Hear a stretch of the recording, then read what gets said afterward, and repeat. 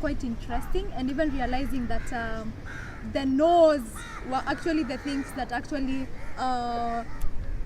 sort of were trying to weigh you down. And I am actually impressed by how you took it like they are stepping stone, and that once you go down, there is no more down you can go, you can only bounce back up.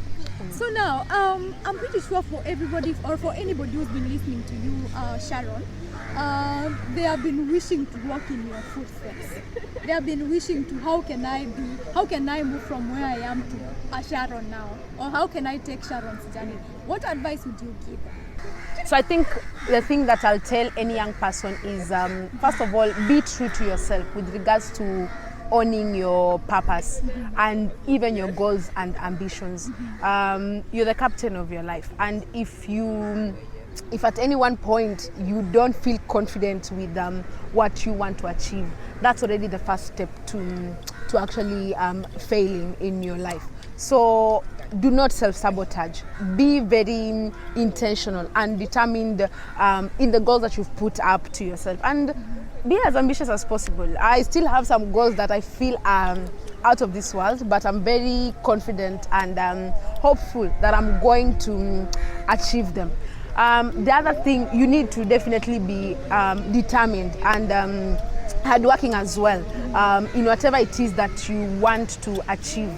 My goal in life is actually to be a trailblazer in whatever it is that I'm doing, and it's still a work in progress. I'm hoping that at some point in my life, somebody will be able to actually note the impact that I've been able to have in that industry that I'll be working into.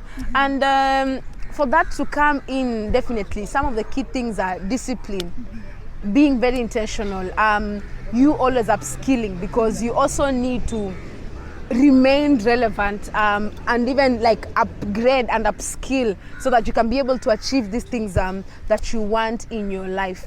So I think that's the key thing that I can be able to tell any person that wants to pursue whatever path they want to pick. Wow, that's interesting. And guys, she just talked about discipline. I am not quite too sure whether someone has been touched by that part, but fact is, all of us need discipline to get where we are, and also remember to become the captain of your ship, right? You take ownership of your own journey. Yes. Fantastic. So now you've talked about upskilling, and of course, like you said previously, you've done quite a lot of upskilling. You did, that data analytics course. You also did the McKinsey's Forward program. And on the same note of upskilling, Sharon, you recently let us know that you're flying out of the country. Is it part of your dreams? Is it part of deciding by this period of time, now that you're working with timelines, I am not going to be in Kenya?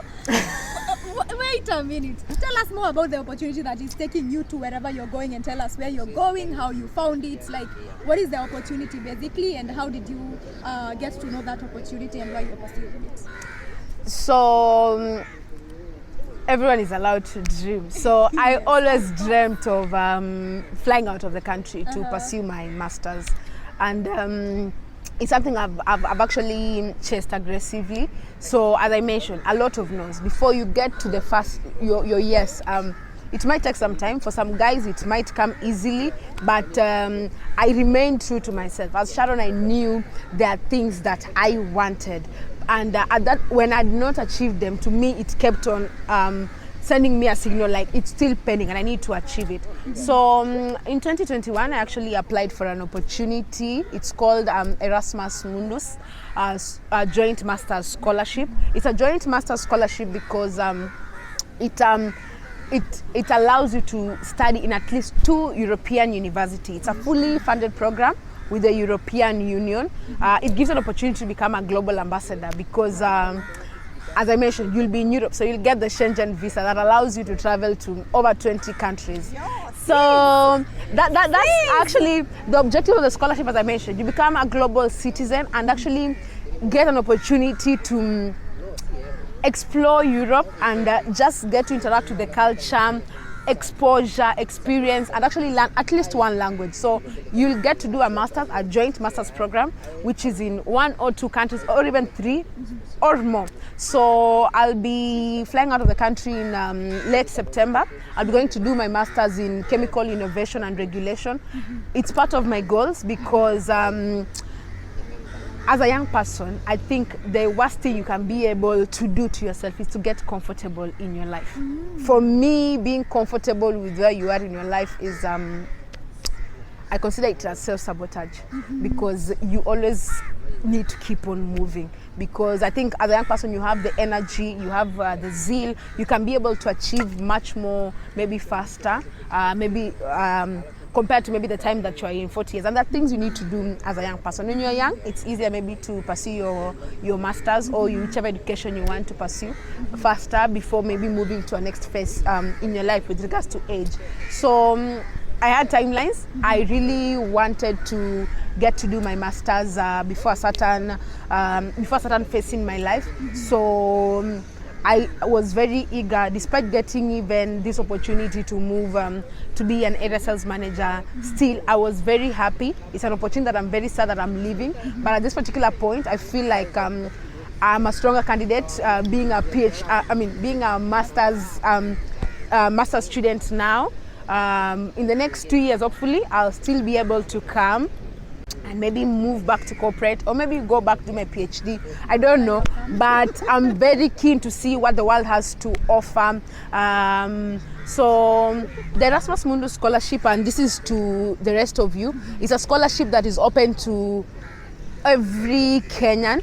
There's so many programs, over 100 programs. So if you're an engineer, if you're a researcher, if you're a teacher, if you're into social sciences, if you're into coding, robotics, the opportunity is endless. If you're a journalist, there are over 100 courses being offered by the top universities in Europe, a funded program.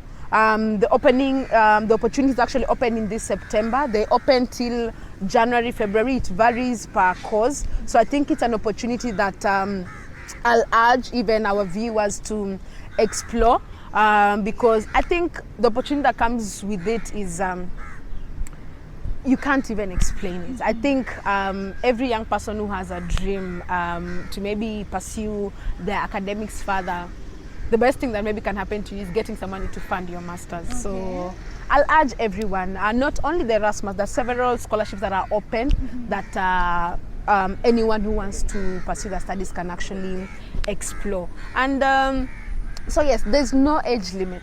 I'll urge everyone, if you have an opportunity to actually upskill, go for it, because after that, what next? You come back an educated person with this new skill, exposed, experienced, different networks. I think it actually builds your net worth, not financially aside, but even professionally, even at a personal space. And you even get an opportunity to get to learn a different language. So I think it's something that any young person, I'll urge any young person who has interest to upskill to go for. And wow, that's amazing. And I think if there is anything I'm getting from this conversation, is that it's self-sabotage for a young person to actually sit in their comfort zone. That's it. And wow, that's quite a good thing to learn. And I'm quite curious, how did you know about Erasmus Mundus? So I graduated with a first class honors. So conventionally, everyone expects you from first class, hopefully you'll become a lecturer. But that was not the path for me. So everyone, most people thought that immediately after my undergraduate I'll move to my master's and then my PhD, but that was not the case. So as of fourth year, as I was exploring opportunities for employment, I also wanted to go to school, because also school gives you an opportunity to, you feel actually it's a safer space, because you're just from school, you're still very young, your mind is very fresh, you feel you're faster. So it's something I always wanted for so long. So from 2017, I actually had a list of scholarships that I actually was aiming for. And along the way, I kept on learning. And as I mentioned, no man is an island. You always need to, there's always somebody who knows more than you do. So you always need to be open to learn. So I kept on checking out a lot of things online. I wrote down the scholarships that I wanted to apply for. This was not the first scholarship I applied for. I'd applied for others severally.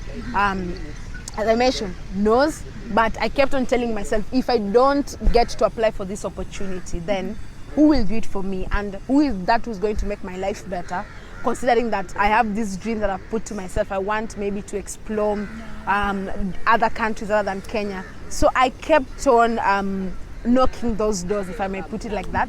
So I think it's identifying, there's a lot of resources online, in YouTube, a lot of schools, even within your friends, your circle of friends, there's thousands and thousands of scholarship opportunities that a lot of us are eligible for.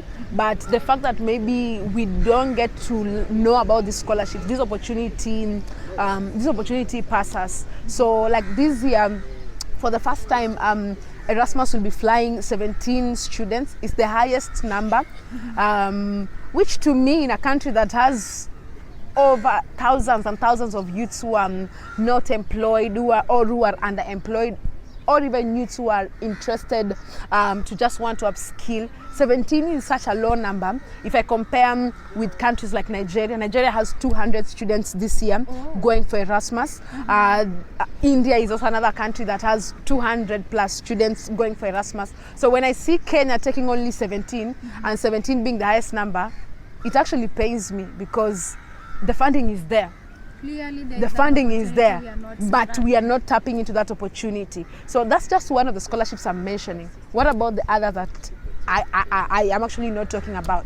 So I think, for me, I think is keep an open mind. Always be eager and interested to know what it is that you want. If it's a scholarship that you want, go and do the homework for the scholarship. If it's employment that you want, go search which are these companies that you want to work for, which are these skills that you need to get so that you can be able to get to this space. If it is actually even entrepreneurship that you want, there's still also a lot of coaching programs. There are a lot of funding opportunities as well for entrepreneurs. So I think it's let's just read and keep ourselves informed so that we can be able to move ourselves to the next level. That's the thing that I'll tell young people. So interesting. I'm learning about scholarships. Honestly speaking, guys, I am not quite sure how I would leave an area sales job for a scholarship where I'm not sure whether I'll be. Anyway, that's a story for another day. But thank you so much, our guests. Today, Sharon, we've really learned a lot from you. And before I even proceed to closing up, what closing remarks would you have for our audience today? So just to reiterate what Jackie has said, so one of my key principles in life is that education is actually an investment that to me it's unmatched. The much you can be able to do with knowledge, and even the exposure and even the growth that comes with being educated and being informed is I cannot even explain how much it can be, like the kind of impact it can have in your life. So that's why I left an area sales manager job, because I cannot compare the two when I look at the impact that education is having, or rather education has had in my life, especially being a scholar. So to close all this, as a young person, I think when you get to a point where you're being very comfortable with your life, that's where the problem begins. I think it's very important for you to even put timelines to whatever it is you want to achieve. The more uncomfortable you are with where you are in your life, I think it keeps you on toes and on check to want to move to the next level. So I think the desire to grow, the desire to be future fit, because we are in a generation where things are moving. While I was pursuing my studies, coding was not so big, but now you get to hear like coding is such a big thing, where even us as scientists, it's a skill that we are required to have. So I think the desire to want to be future fit will actually help you. It encompasses everything, and even everything that I stand for. I want to be in a situation where in the next 2 decades I can still be able to get to certain levels in the job market, or even as an entrepreneur, or even as a lecturer. I want to be in a space where I have the relevant skills that will enable me to be future fit. And above all, in all this, you need discipline. I cannot emphasize on the importance of discipline in your life. So stay focused, stay determined, and do not self-sabotage. And at any given point, do not be comfortable. When you start getting comfortable, just know that's the point where you're getting it all wrong. So that's it from my end. Fantastic, guys. So, wow, that's it from our guest today, Sharon Otieno. And we've been so privileged to have you, Sharon, and we wish you the very best when you go to Europe. And I don't know, you'll be touring Europe. I'm trying to imagine the experience, and I feel like I should start applying already. But if there is anything I've gotten from this conversation, ladies and gentlemen, is that whenever you start feeling like you're being comfortable, that is the beginning of your problems. The moment you start feeling like you are okay where you are, it could actually be something to probe you that actually you should be thinking about something. What next about your life? Something else that I've been very key that I've gotten from this conversation is that how fit are you? How future fit are you? You've heard about upskilling. She's even leaving a highly paid, did I just say money, job to go and study. But of course, you've heard about the kind of things that she envisions in life. So Sharon, you are really someone who we really admire, we look up to you, and I'm pretty sure like from your journey we have learned quite a lot. And guys, that's just it for today, and we wish her the very best, and thank you so much for being our guest today.